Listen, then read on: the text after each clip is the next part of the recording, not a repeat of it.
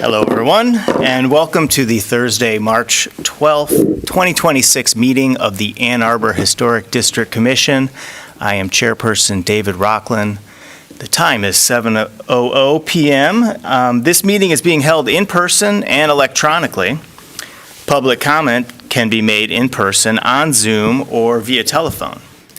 To speak during any of the public comment opportunities, please call toll-free 877-853-5247 or 213-338-8477 and enter meeting ID 965-3669-9762.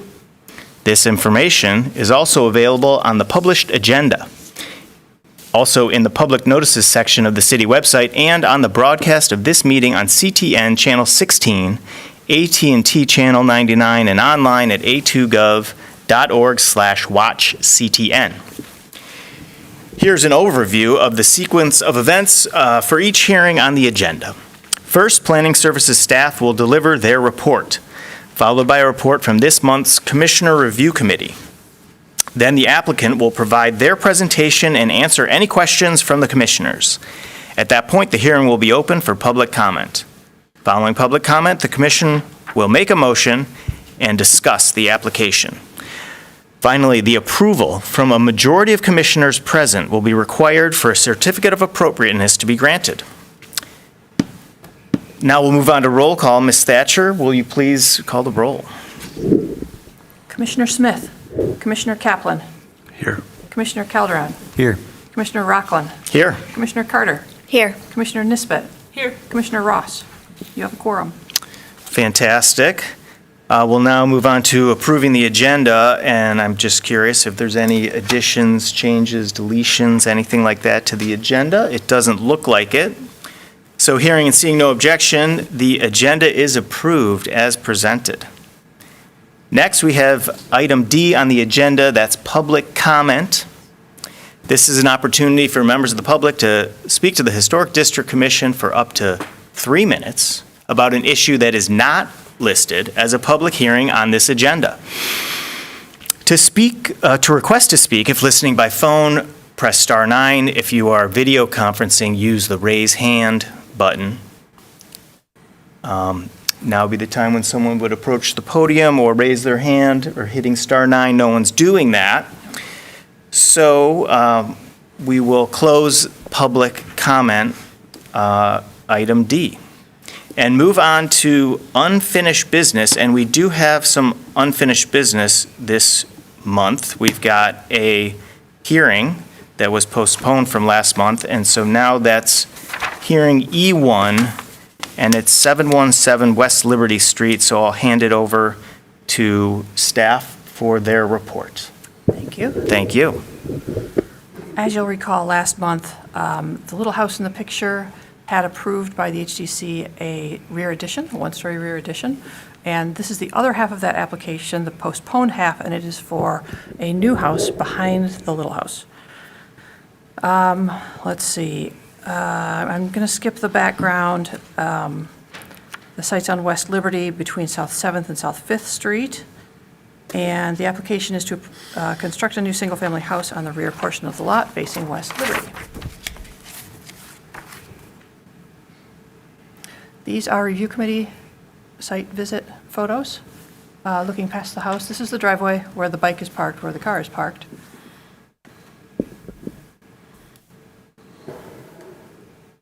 Now we are behind the house and we are looking east toward the yellow house next door to the east, or the left if you're facing the house from the street. There's a tree line that demarcates the property line pretty well. Might be those two trees, I'm not sure, but it is. Okay. Okay. Here's another view. You can see that yellow house on the left. This is looking southeast. It's a very deep lot.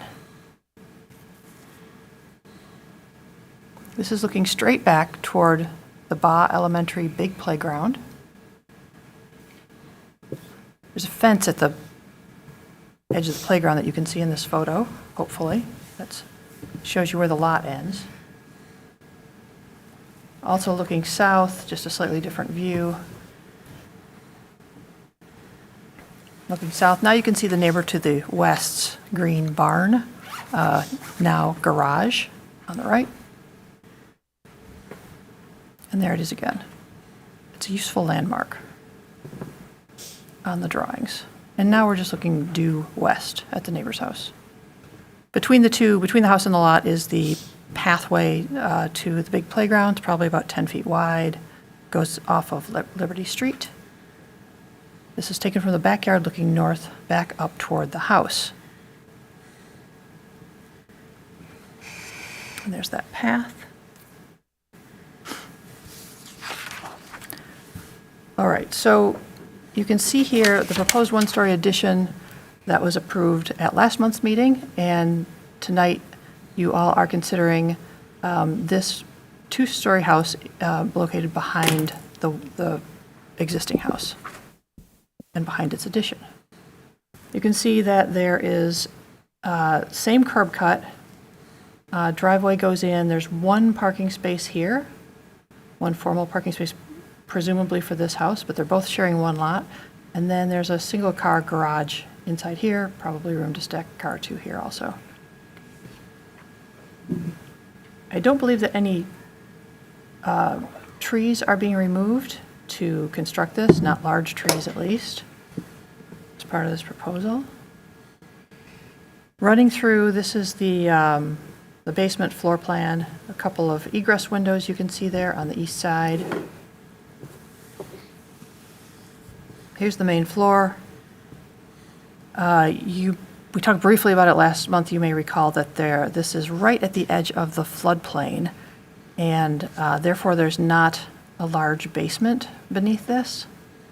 There's just the storage that you see here. And there's room for a rec room since here's the edge of the floodplain right here. They just squeezed it in. Going up to the first floor, well, this is the ground floor, so this is technically this second floor. It's got a couple of bedrooms, 4 bedrooms, 4 bathrooms. And it's a cross-gabled design with a dormer on each of the roof faces. Front elevation, there is a drive-in garage there, which is not typical in the historic district, but they've incorporated it into the design of the house. Pretty simple front entry porch. There's a side entry to the garage. This is the west elevation.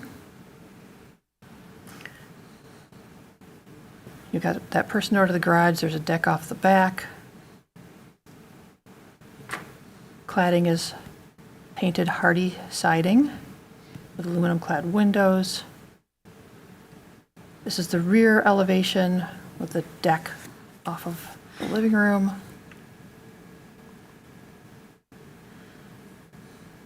I presume that these are floodgates, but I'm going to let the applicants talk about that. No, he's shaking his head no. Okay. Little windows. Okay, little windows. And here's the east side with those egress windows.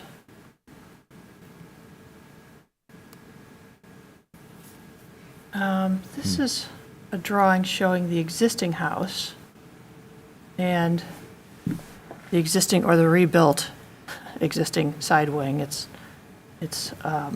They're roughly the same dimensions, just the roof pitch is a little bit different. And the new house behind there we go. The height, the elevation height of both ridges is equal.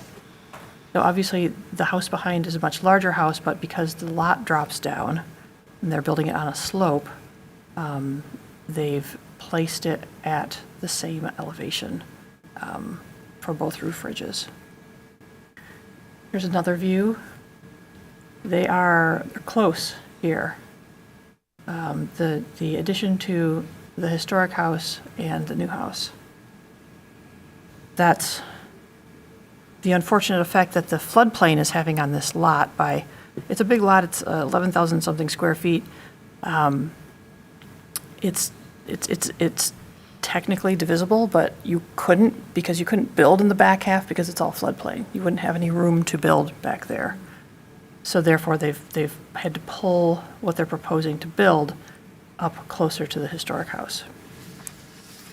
And here's a rendering showing what you might see if you were out on the street. And I need to look through the staff findings because I have a couple more things to add. The new residence is 2,425 square feet. It's 2 stories with a side gable roof. All of the materials staff believes are appropriate on the new house. They're simple, it's compatible, it's lap siding, it's 1/1 windows. The front-facing garage, again, is unusual and sort of unprecedented for new houses in a historic district, in our historic districts. So you all can think about how you feel about that.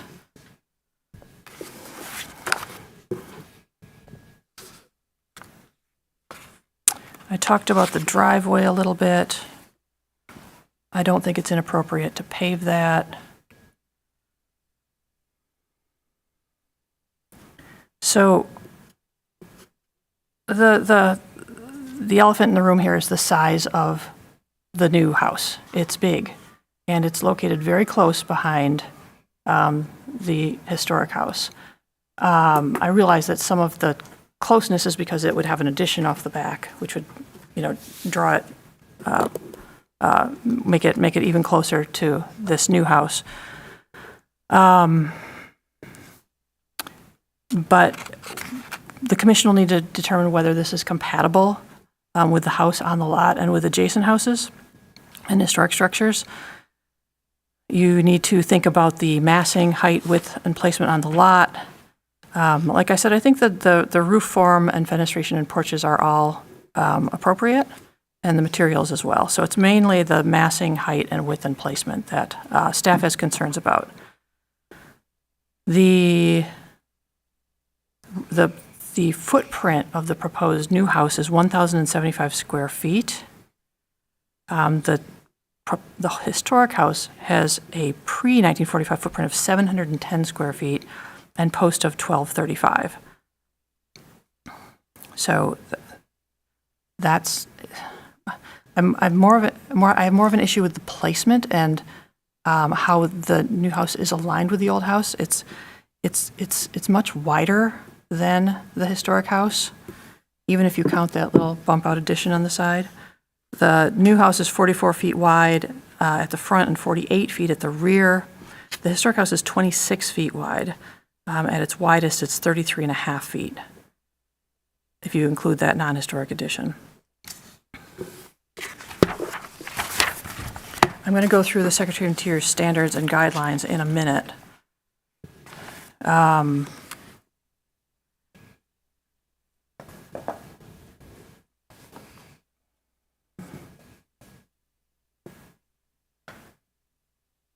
Yeah, I've talked about you understand that I think it's too big. And this house is tiny. The historic house is particularly small. It's a lot harder to hide a big house behind a small house than the other way around. And typically when we're approving secondary structures on lots, they're smaller. They're garages, they're ADUs, sometimes they're both. Sometimes they're an ADU over a garage. But they're simply, they're simply smaller buildings. They're accessory buildings. And there's nothing accessory about this building. It is a full-fledged primary use.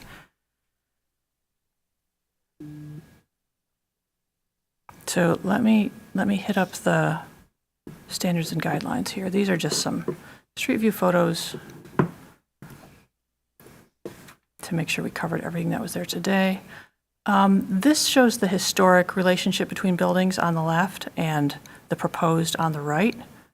I've tried to sort of swing them around so that they're roughly the same size on the page. This on the left is from the 31 and 48 Sanborn Fire Insurance maps. It shows that there used to be a 2-story barn in the back here. This is This is A for automobile, so the barn was converted to an automobile garage with a one-story wing over here. Footprints, probably 850 square feet, a little bit bigger than the historic footprint of this house. But it's shoved far over, and it would have been a lower roof height. Probably not as high as this other one next door, the green one that's also a barn, because this has about a 6 or 8 foot retaining wall that it's sitting on top of. Please note also that the yellow house at 713 had 2 automobile garages, and they have really unique numbers, which is this one is 713 and a half, and this one is 713 and a third. And I really wish that there was a third garage so we could see if it was 713 and a quarter. I've never seen that on a Sanborn map, and when I pulled it out, I thought, oh, that's really cool. But you know, you can see on the right side here the difference between this barn's footprint and this house's footprint. It's just bigger. So this is historically what the relationship was between buildings when the standards and guidelines talk about open space and building spacing and things like that. You can see that the backyards here are all pretty similar. This was just a big open space. Today, this house goes back a little bit more, and this addition goes back a little bit more, about even with the yellow house, and this one goes back a little bit more too. But you still have that openness in between there that would be blocked by the new house. All right, so Secretary of Interior Standards, number 1 says, a property will be used as it was historically or be given a new use that requires minimal change to its distinctive materials, features, spaces, and spatial relationships. Number 2 says the historic character of a property will be retained and preserved. The removal of historic materials or alteration of features and spaces that characterize a property will be avoided. Number 9 says new additions, exterior alterations, or related new construction shall not destroy historic materials that characterize the property. The new work shall be differentiated from the old and shall be compatible with the massing, size, scale, and architectural features to protect the historic integrity of the property and its environment. Number 10 says new additions and adjacent or related new construction will be undertaken in such a manner that if removed in the future, the essential form and integrity of the historic property will be unimpaired. From the Secretary of the Interior's guidelines for building site, recommended is designing new exterior additions to historic buildings or adjacent new construction which is compatible with the historic character of the site and which preserve the historic relationship between a building or buildings and landscape features and open space. Also recommended is retaining the historic relationship between buildings, landscape features, and open space. That's one of the reasons that I put that Sanborn map in there so that you could see that relationship. Not recommended is introducing new construction onto the building site which is visually incompatible in terms of size, scale, design, materials, color, and texture, or which destroys historic relationships on the site. Also not recommended is introducing a new building or site feature that is out of scale or an otherwise inappropriate design. Not recommended in the district or neighborhood setting guidelines is introducing new construction into historic districts that's visually incompatible or that destroys historic relationships within the setting. From the Ann Arbor Historic District Design Guidelines for all new construction, it's appropriate to retain the historic relationship between buildings, landscape features, and open space. It's also appropriate to design new features so they're compatible with the historic character of the site, district, and neighborhood. It's appropriate to base the site location of new buildings on existing district setbacks, orientation, spacing, and distance between adjacent buildings. Also appropriate to design new sidewalks, entrances, steps, porches, and canopies to be consistent with the historic rhythm established in the district. It's also appropriate to design new buildings to be compatible with but discernible from surrounding buildings that contribute to the overall character of the district in terms of height, form, size, scale, massing, proportions, and roof shape. It's not appropriate to introduce any new building that is out of scale or otherwise inappropriate to the setting's historic character. It's also not appropriate to introduce a new feature that is visually incompatible or that destroys the patterns of the site or the district. It's not appropriate to introduce new construction onto a site which is visually incompatible in terms of size, scale, design, materials, texture, or which destroys relationships on the site or the district. For new construction in historic residential settings, the Ann Arbor Design Guidelines say it's not appropriate to place a structure outside of the existing pattern of front yard setbacks along a historic residential block. And for paved areas, it is appropriate to install new parking areas which are compatible with the scale, proportion of yard area, and characteristics of the historic district behind buildings. These shall also be reviewed on a case-by-case basis. All right, so heading back up, let's put it on the pretty one. So there are several standards and guidelines that staff believes that this application does not meet. One is that it's not appropriate to introduce any new building that is out of scale or otherwise inappropriate to the setting's historic character. It has a larger footprint and floor area than the historic house. It's much wider than the historic house and the houses in the nearby vicinity. This is because of the floodplain, but it makes the residency very visible, especially in comparison to the historic house. Additionally, it is taller than the historic house. I know that their ridges are at the same elevation, but it's going to look bigger, and you're going to be able to see it pretty clearly when you're coming either from the front or when you're coming eastbound on Liberty Street. It's also not appropriate to introduce new construction onto a site or in a district which is visually incompatible in terms of size, scale, design, materials, and texture, which destroys relationships on the site or the district. So here we're looking again at the size and scale issues, as well as relationships within the lot and on the neighboring lots. Also not appropriate is introducing a new feature that's visually incompatible with or that destroys the patterns of the site or the district. We already went over this a little bit. It's not unusual to have an accessory structure in the rear yard, but it is unusual to have a 2,200 square foot house in your backyard. All right, so staff is recommending denial of the application, and that's all I have to say right now. Thank you. Thank you very much. Now we'll move on to the review committee report. Commissioner Kaplan and myself were on the committee, so why don't you take it away? Okay, I'll give it a shot. Okay.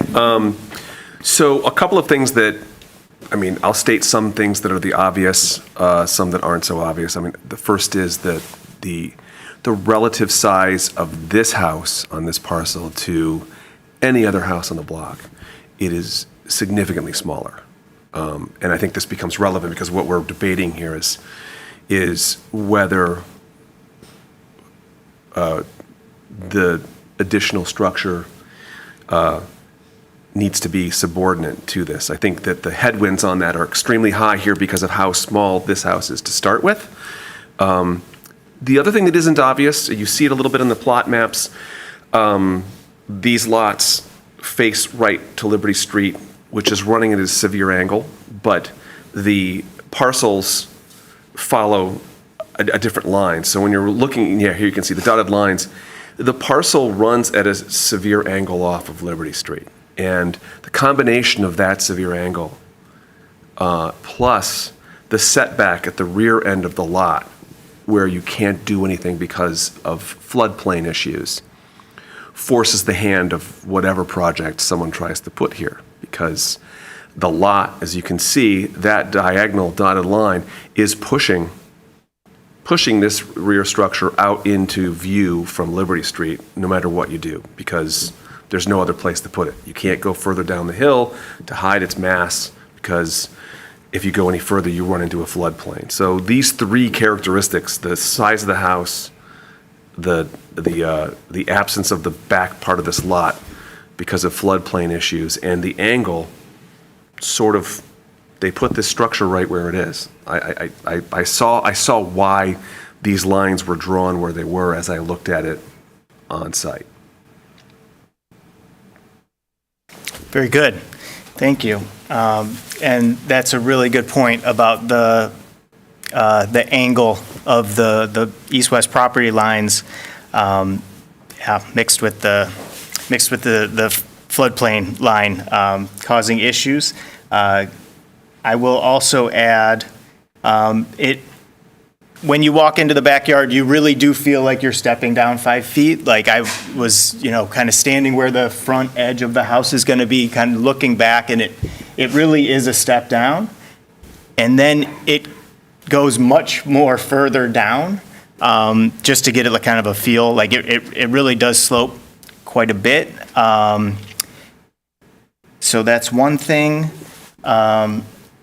So just kind of looking around when we were back there, there is what's been mentioned, it's like a big barn garage to the west. It's up on, their site slopes, but not nearly as much. So it's up on a retaining wall. And so that is there still. I mean, there was something like that on the Sanborn maps. Don't know if that's still there or it's there, but it's there now. And then pretty much everything, those other three structures that were shown on the Sanborn are no longer there. Who knows why? But so that's kind of okay, there was historic structures there, but there's not anything there now. But obviously they were what they were. They were small accessory structures. So there was something there, but now when you look at it, it's like there's nothing there. You can see all the way to Fifth.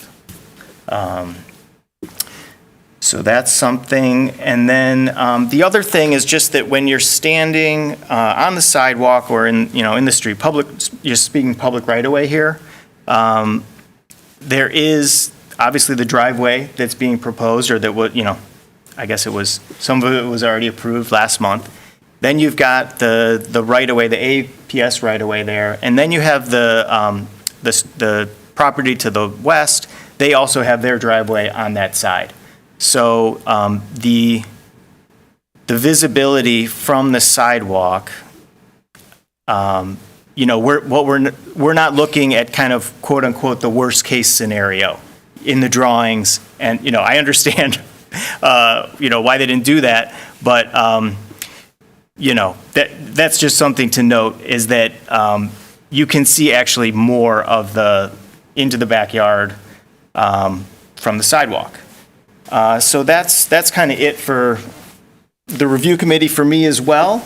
So now we will move on to the applicant presentation. So whoever the applicant is today, please come forward at this time. Please provide your name and address for the record, and you have your presentation here up to 5 minutes. Good evening, my name is David Lewis. I'm with Lewis Greenspoon Architects. I am the architect for the project. Address is 440 South Main Street, Ann Arbor. So as normal, Jill did a very thorough presentation. Thank you, Jill. I will try to address some of the issues we've been discussing. I do think the fact that there was a building, a two-story building in the back, to me that's very significant in the sense that we're not introducing something that's never been there before, and so it's to me it's not, we're not being inconsistent with the history of the property. And as far as the size goes, I mean, there are a number, and I think, Steve mentioned, there are a number of houses just in the, just with the neighbors, that are 2,600 square feet, 2,700 square feet. So we're not proposing some McMansion that is going to really stick out like a sore thumb. I mean, it's actually going to be pretty consistent with a lot of the houses in the neighborhood. Another thing I want to mention is that, this is, just so everyone knows, this project is, other than the Historic District Commission, it's a completely by right project. I mean, we're not needing any kind of variance to do what we're doing. As the zoning, as I'm assuming you all know, the R2A, the city changed the density in R2A 3-4 years ago. And so what you can build on this property by right would be 2 duplexes. So this is still, significantly less dense and developed than what it could be by, assuming it wasn't in a historic district. You can definitely do a lot more on this property than what's being proposed. And the height, if it weren't for the historic district, there's no question this house would be several feet taller. So we've really tried to bring the height of the house as low as possible, out of respect for the fact that it is in a historic district. And as was also mentioned, there's not a whole lot of flexibility. Once once you accept the fact that, yes, we're going to build something in the backyard, there's not a whole lot of choice about where it's going to go, unfortunately, just because of the floodplain and the geometry of the property. And by zoning, we're required to have a 10-foot minimum distance between the two houses, so which we meet that.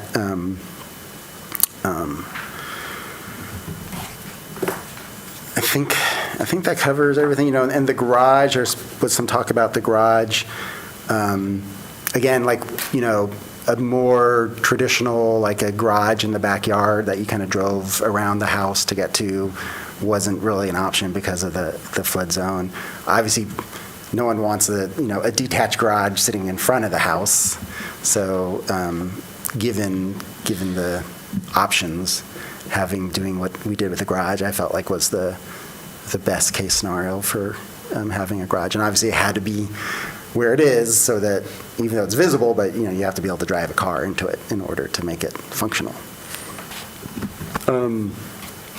I think that's, I don't know if you have, the other thing, and we didn't send this in, this was just created today. I apologize for not emailing it. I don't know if it's visible, but the owner asked me to show aerial image with the addition and the new house, just to kind of show that the footprint, this new house is very consistent with a lot of the homes in the area, and as in fact, smaller than several of the homes in the area.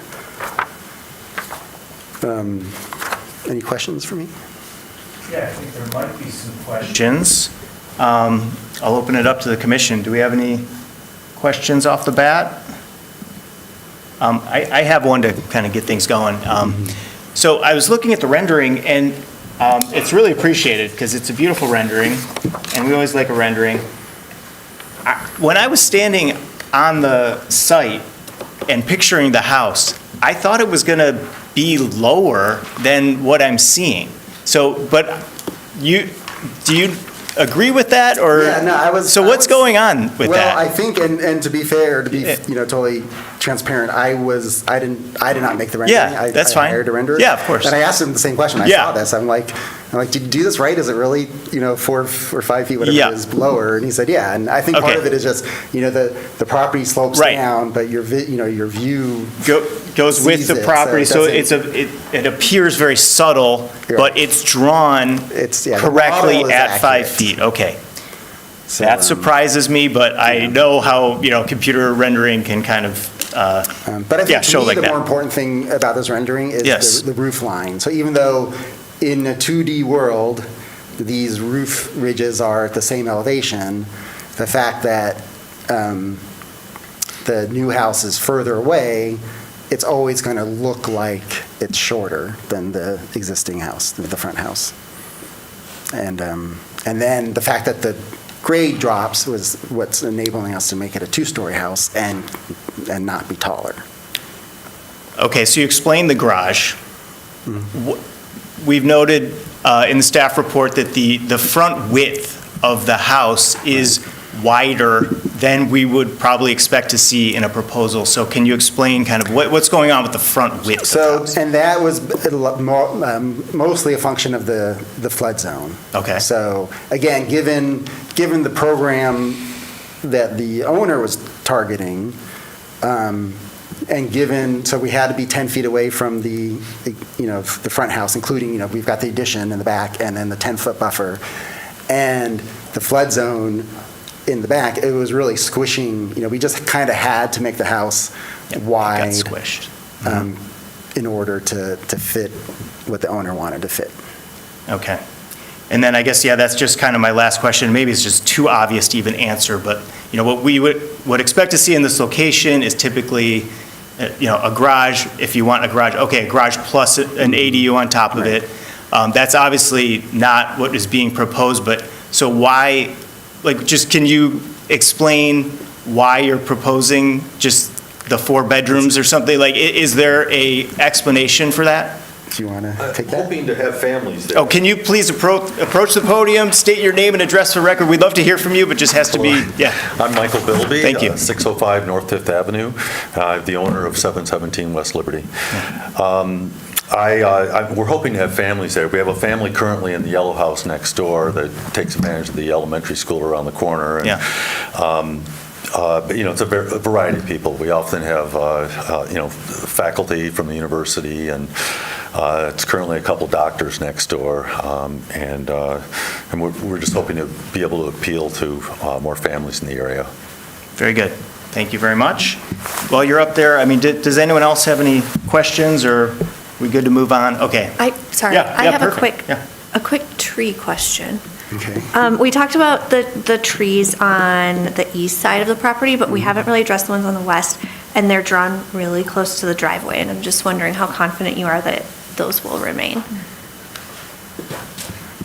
I'm optimistic. Yeah, they're within the 5 feet of the setback, so, yeah. Yeah, but as far as having, it's not ideal building a driveway next to a tree. Yeah. But I think the tree will survive.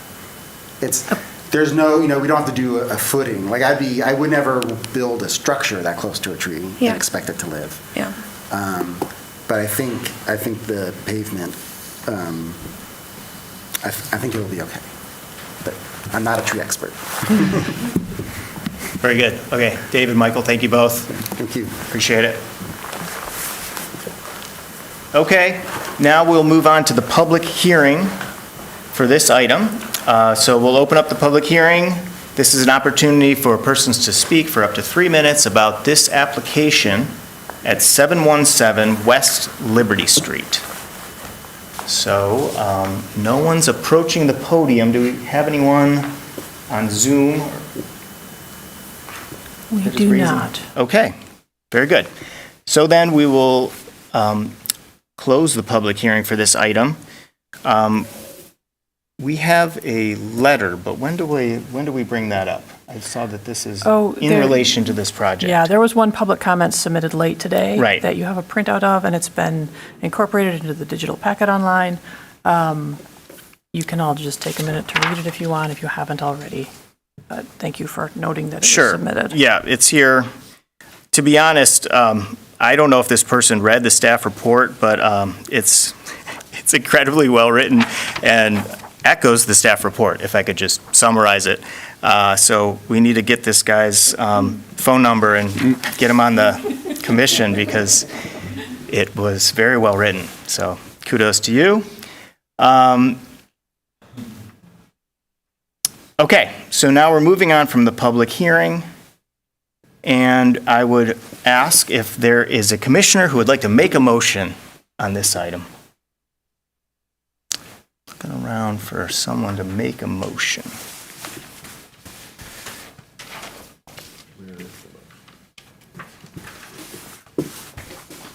Okay, it looks like Commissioner Kaplan is going to, well, it looks like you don't have to find it quick, just find it, and it's all you. Yep. I move that the commission issue a certificate of appropriateness for the portion of the application at 717 West Liberty Street, which contains a contributing structure in the Old West Side Historic District, to construct a 2-story house with an attached garage and pave a new driveway. As proposed, the work is compatible in exterior design, arrangement, texture, material, and relationship to the surrounding area, and meets the Ann Arbor Historic District design guidelines for all new construction. New construction in residential settings and paved areas, and the Secretary of the Interior's standards for rehabilitation and guidelines for rehabilitating historic buildings, in particular, standards 1, 2, 9, and 10, and the guidelines for building site and district/neighborhood. Second. Thank you. That was moved by Commissioner Kaplan and seconded by Commissioner Calderon. So now let's have discussion on the motion. If we want, I don't care if anyone just has any comment, but if we want to kind of categorize things, I think we should probably talk about just the house itself. It would be interesting to know people's opinions on just the house on its own. And then, because I do feel like obviously the location of the house on the lot is, was something that we focused a lot on in the staff report. So, any comment would be fine, but what about anything just on the house itself? Does anyone want to just kind of give some feedback? And house irrespective of location or proportion? Okay. Yeah, I mean, No. so what, we heard that the house is too wide. We Right, heard that a yes. front-facing garage is inappropriate, is possibly not appropriate in a historic district. So does anyone have any comments on that? Yeah. No.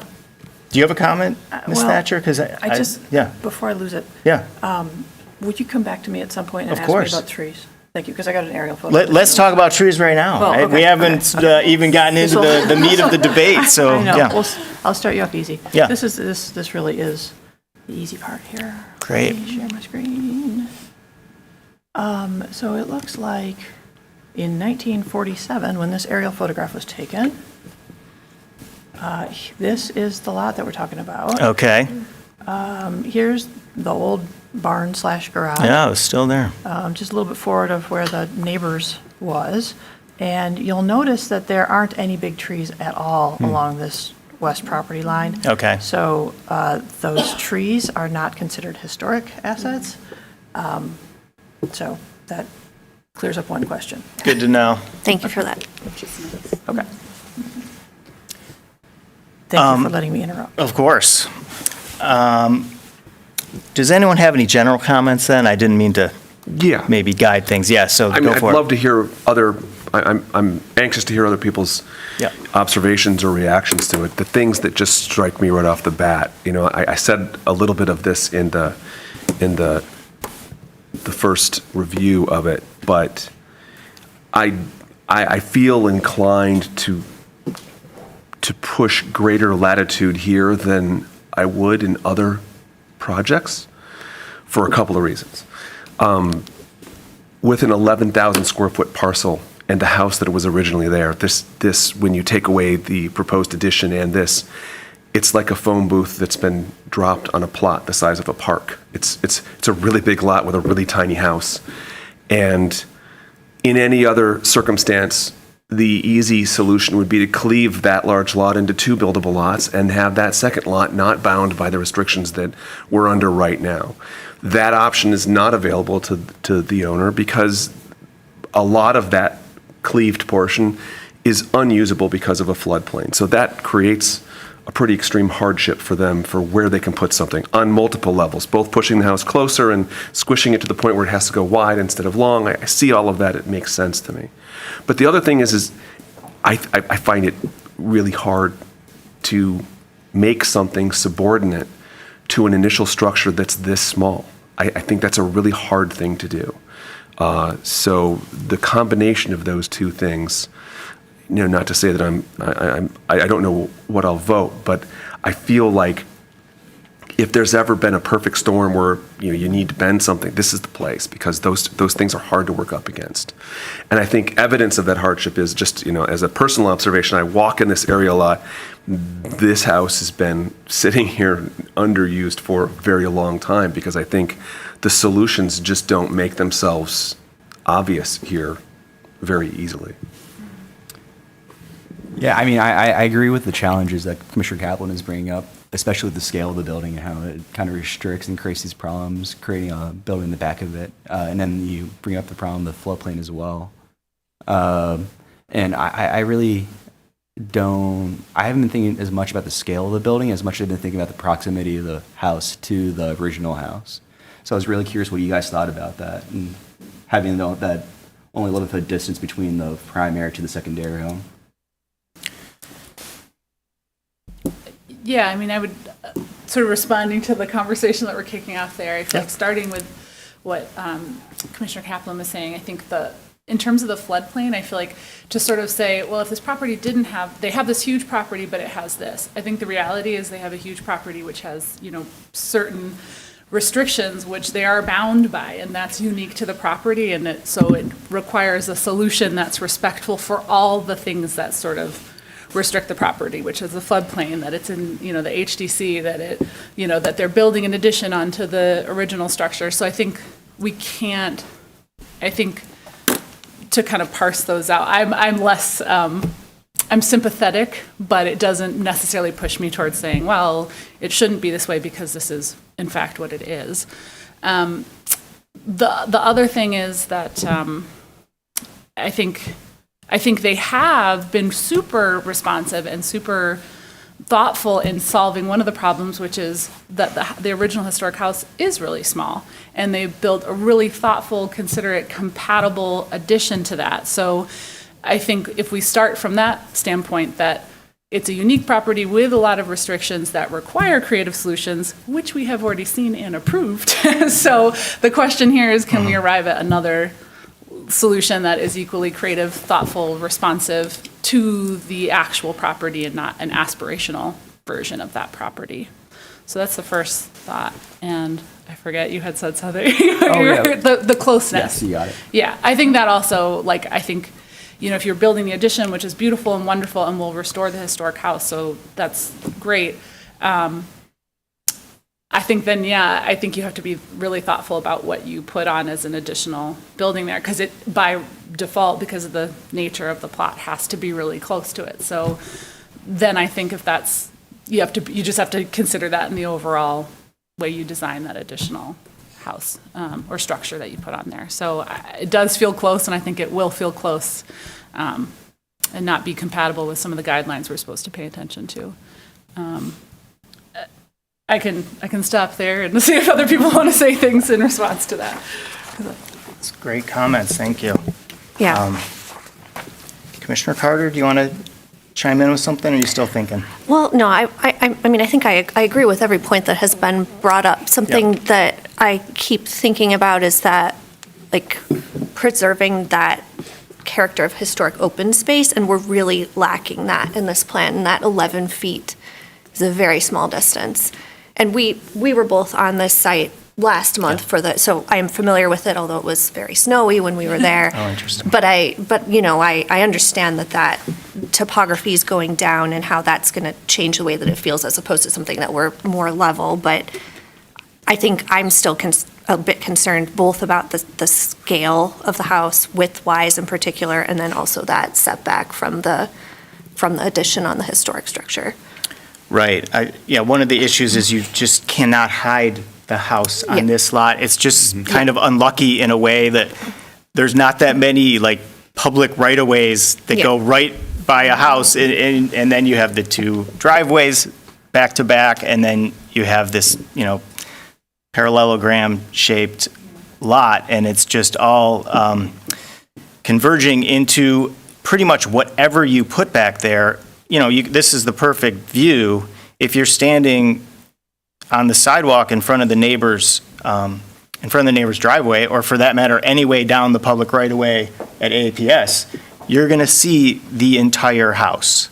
That almost none of the house is hidden, and it's really unfortunate because that's how you build any new construction. In addition, ADUs are generally harder to hide because there's usually a driveway in front of it. But any new construction that you would want to hide it, and you just can't on this site. And so that is unfortunate. But the proposal doesn't really take that into account. I think that knowing that the proposal should be smaller, much smaller. Knowing that it can be seen.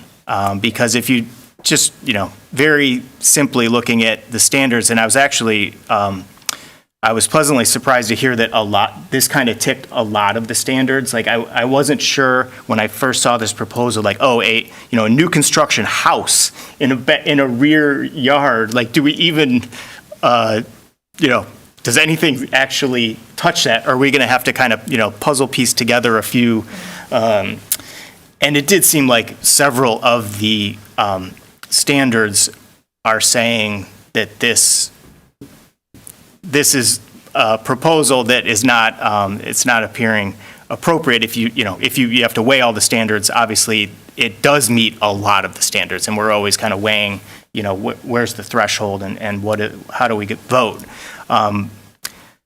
So to me, that was basically a lot about the front width. I just think in general, like, that's why I was saying, like, even in a vacuum, kind of, this house it doesn't feel compatible for the width. I think that maybe on a certain kind of lot with other homes, maybe further away or something, maybe this width would work for a new construction in the historic district. It's just atypical. But also the front-facing garage is not what you're expecting to see in a new construction house in the historic district. You just do not see it. So that, the width and the garage as well, and then so I'm thinking, okay, you are expecting to see a garage in a rear yard, which is what this is. It's kind of a hybrid, but then you're not with that garage, you're expecting to see a small accessory building or an ADU that are, they're getting bigger, but they're not getting anywhere near this size. So I feel like this proposal could have kind of played with the hybrid nature of it, but could not, it just is too big to kind of fit within that, what I'm seeing. So, there's the width, there's the garage, and there's the scale. And then I think to me, the standards are probably clearest on just the fact that it's too close to a historic structure. So that there's many, many standards about, destroying the kind of the characteristics of the historic structure by being too close to it. And it does just seem like it's unfortunate that the historic structure is so small in this case. And it's duly noted, and what happened last month is great, I think, and it's really appreciated that the owner is, investing in this house because it is one of the smaller ones in the district probably, and so anyway, it's unfortunate that it is that size, but the standards are there to protect those historic structures, even when the owner is proposing something that we think might damage the integrity of the structure. So, it's kind of up to us to protect it, even though the owner wants to do a thing. And I feel like they're doing it I believe them that they're doing it for the right reasons. I'm obviously not saying that, but it's kind of up to us. We're here to protect those historic structures. Let me just look at my notes here. So, I would read, at this point, I would just be reading standards, but I feel like we're not maybe even to that point at this project. Like, I just feel like the standards don't need to be reread. It's sort of obvious to me, but I would love to hear some, what we've all kind of had a chance to talk. Does anyone kind of want to respond, or does it, do we feel like we're good? I would love to hear a response if there is one, but if not, then I kind of understand where everyone is sitting. But, I think you summarized how I feel Yeah. pretty closely, so I don't have anything to add. All right. Yep. Anything? Okay. In that case, it sounds like we're ready to vote. All those in favor of the motion, please say yes. Yes. All those against, please say no. No. Okay, so that was four noes, so the motion does not pass. For, any questions or next steps, obviously, city staff is here to answer anything, so thank you.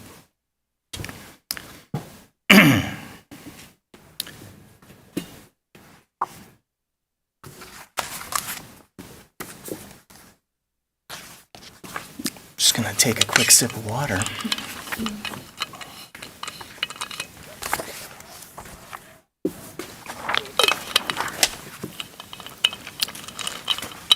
All right. So there probably was going to be a hearing, but I think everything was taken care of by staff through staff approvals. So we do not have a hearing, and it must not have been published on the agenda, I'm guessing, right? Okay, yeah, so we don't have any hearings. So that would have been hearings. So now we'll go to new business. We're on to G. And I guess this happened last month and I missed it, but there's design guidelines review. Yes. That's so exciting. Yes, the design guidelines are back, and last month I gave some changes to Chapter 4 to the commission, just for review. So we did talk about it a year and a half ago. Those changes have already been incorporated to this version. And then there are some additional changes, particularly to the porch section, mostly reorganization, for hopefully it to be more usable by us and by potential applicants. So I'll share my screen. I have a marked up version and a non-marked up version that hopefully everyone was able to get to. If you have some initial reactions, and otherwise, we'll continue talking about this at future meetings. All right, one moment, please.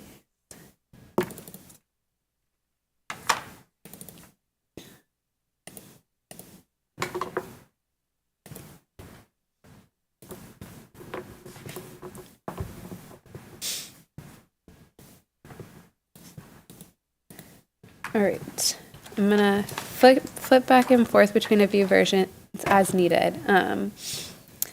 But this is a non-formatted version so that it's easier for us to work with since we're really focusing on text right now. So not a lot has changed. I'll just from the original, or not from the original, but from the changes that we did a year and a half ago. And we can go back and look at those if we need to. So there's just some minor changes until we get to porches. So there are some changes to the porch introduction section, some additions and clarifications in the parts of a porch. The image isn't included here for formatting purposes, but I can go to it if we need to. And then just for a reference of how everything has changed, but I'll go to a clean version just to go through. But green is things that were moved, and red are just changes. These were originally, most of these red were originally in, oops.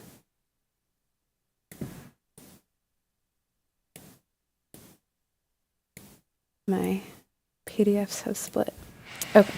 We're originally in, or are currently in, these kinds of sections. So all of the porch parts have their own little paragraph, and there's some things in it that get to the appropriate and inappropriate, but they're not things that we can call out in bullet points, or they're not called out in bullet points, and staff is proposing a formatting in which we move closer to the appropriate, not appropriate bullet points rather than these paragraphs that have information kind of hidden and tucked in. So that's what we have right now. These are how things are moved around. And then this is what it is generally proposed to look like. So these are our main bullet points for appropriate.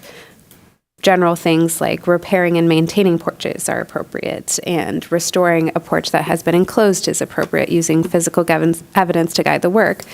And then the formatting that we've proposed is a smaller, separate, appropriate section down here that gets into specific parts of the porch. So it's also appropriate to follow the specific guidelines for porch parts here.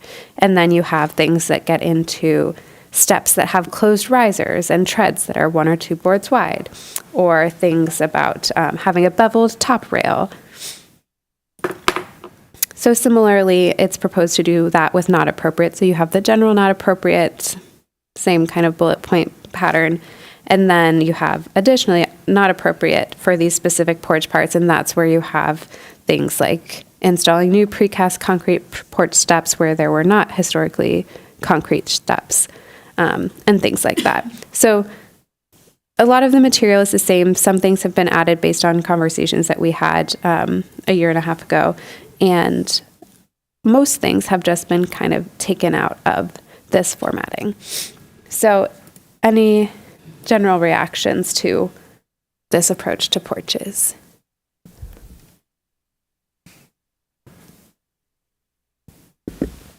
Do we do that in other parts of that, meaning have like appropriate and then like other appropriate? Like, is that specific to porches or?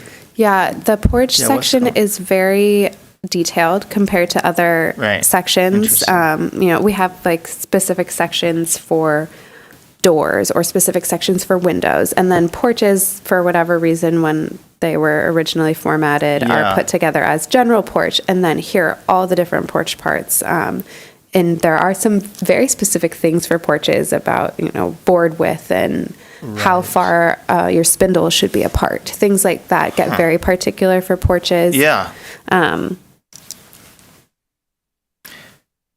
We don't really have that same kind of just amount of information organized in that way for any other historic building element. I guess my feedback would be like it's like appropriate, and then I want to see like another heading or like a subheading, but maybe it doesn't make sense because I haven't read through all the bullet points, but it seems weird that like a bullet point is telling you that there's like additional bullet points. I feel like there might not be an appropriate subheading, but in my like I need to that is if you can think of one, then maybe it would make sense to put a subheading, but if it doesn't make sense, then that's obviously, it's nice to have them all there. So I think that's great.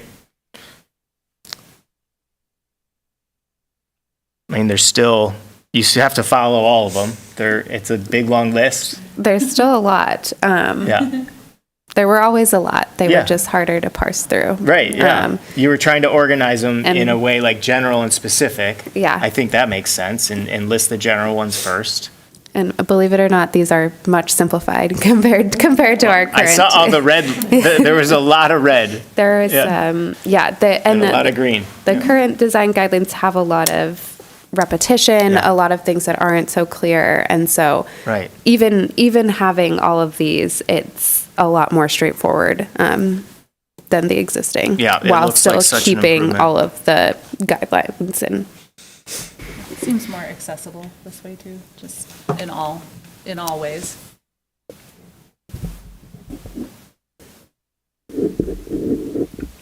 So I missed this from last month maybe, but I'm sure there's going to be diagrams, but is that, Yeah. what's the plan for the diagrams, I guess? That is something that we will discuss later. For right now, we want to make sure that we have the text so that when we go to format things, and that's something that we may talk about in a few minutes as an item for the annual retreat, is talking about what kind of photographs, what kind of figures, what kind of images might be helpful or not helpful for the design guidelines. So Yeah. a big topic right now, just words. Got it. Yeah, it's good. Okay. Then the only other things that have changed, so you can see a lot of moving around. There was some simplification of language for satellite dishes, antennas, mechanical equipment,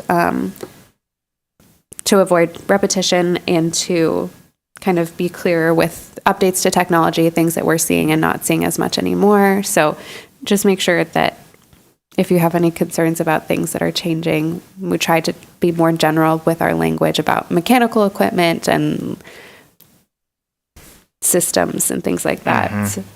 Since we're not really seeing as many satellite dishes anymore, but we want to make sure that that's still covered in case someone does come in and say, we want a huge satellite dish. Okay. And then the other thing that I wanted to talk about was these are additions to the appropriate section for residential accessory structures. I'll go to the clean version. But these last three here are things that we discussed a year and a half ago when we first went through this chapter as potential additions to the appropriate category. So they're not currently in the guidelines. There's something that we discussed, and then this language is staff proposed language based on commissioners' desire to include something along these lines. So read them if you like them, if you don't like them, if you want changes. I can zoom in. I see everybody. Thank you. But in particular, these last three, which are about additions to residential accessory structures. Right. So taking similar language from the additions to primary principal structures and putting them in the accessory category as well. I don't see the 50% standard. Is that appropriate for? Is it not appropriate? Should we add the 50%? Because that's typically what I feel like staff, like when there's an addition to an accessory, it's at least noted that whether or not it's 50%. But do we feel like that's appropriate to keep them less than 50%? I've never seen a problem with that.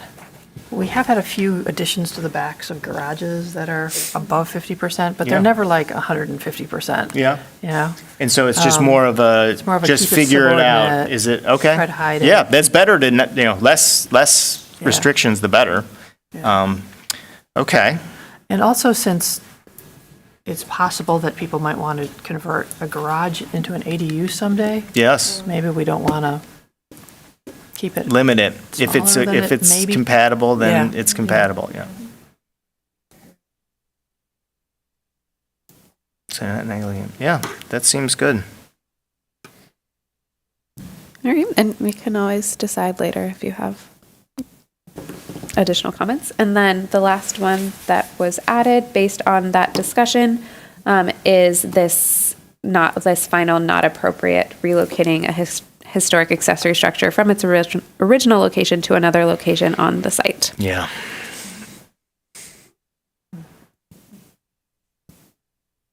That was always, Jill just had to say that one out loud always. I can't believe it wasn't written down. Maybe we could even add relocating or rotating a historic accessory structure. Sure. Can I rotate it? We've had the ask before. Yeah, I know, because they're always in the wrong place. That's the problem. Yeah, Yeah. yeah. Every Yeah. time. They're in It's the like, way of why something. did you put it right there? And now it's there forever. And every single time I read these, after Mariana's made some changes, I think of more things. Yeah, Every good. time Keep it's keep like fresh going. eyes, and it snowballs. There are a lot of Post-it notes. So this is what's included for now. We're going to do something similar for the next few meetings. We'll keep things coming back, and then maybe we'll do a little bit more deeper dive for some things at the annual retreat that we'll talk about shortly. Okay. Is there a looming deadline, or are we just kind of getting through it as we get through it? We're just kind of getting through it as we get through it. Yeah, fair enough. But trying to keep moving. Yeah, it's good. So much progress thus far, so it's great. It feels good, to be honest, to get those changed, and like we worked so much last year just to see it coming together feels great. Okay, so now let's move on. There's no other new business, so we'll go to H, approval of the minutes. And I'm wondering if there's any corrections to the minutes, and I'm not seeing any, so seeing no objection, the minutes are approved as presented. Thank you, as always, to Brittany Alexander from the city for providing the agenda and the minutes for this meeting, and thank you to all the city staff working behind the scenes. It's much appreciated. Are there any reports from commissioners this evening? Okay, let's move on to assignments. We have the April 9th meeting coming up next month, and so then that Monday is April 6th, and we are shifting from the noon meeting to the 5 p.m. meeting. So whoever the 5 p.m. group is, I'm in. Count me in. Okay, 5 PM. Thanks, guys. Thank you both. That's great. That's good. Are there any reports from staff? It sounds like there might be. There is. The annual retreat poll that Mariana sent out, it shook down as March 21, Saturday morning from 9 a.m. to noon, worked for everyone with one maybe. I So- am now, if I was the maybe, I am confirmed that I'm going to be out of town. Okay. Oh, I no. have to work, I'm sorry. Were you the maybe or were you the maybe, Jenna? Or were you a yes? I think it was Sarah was the Okay, maybe, yeah.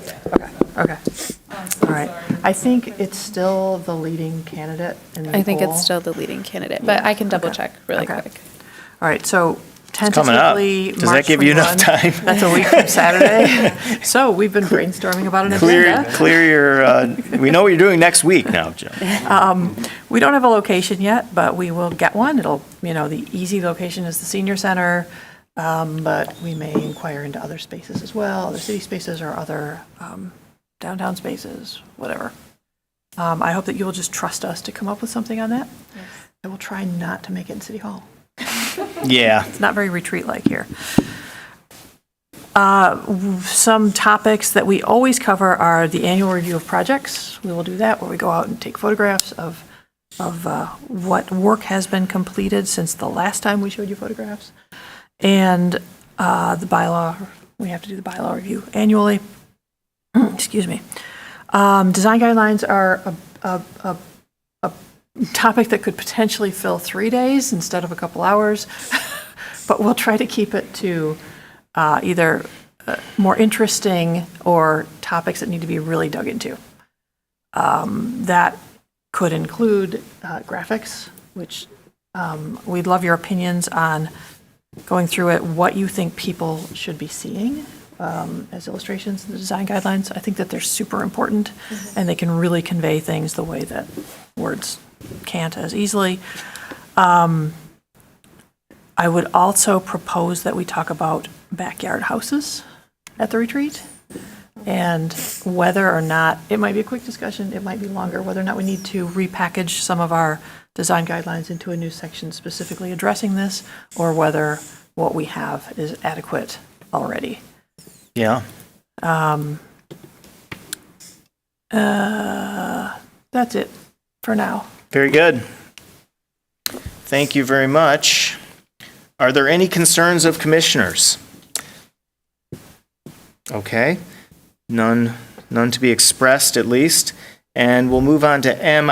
Do we have any communications? Nope. Okay. Well, there was the one letter. Yeah, we had the one. We've already seen that, yep. Okay. Very good. In that case, we're on to adjournment. Let's adjourn this meeting. Shall I say the March 12th, 2026 HDC meeting at 8:13 PM. Thank you all. Thank you, everyone. Yeah.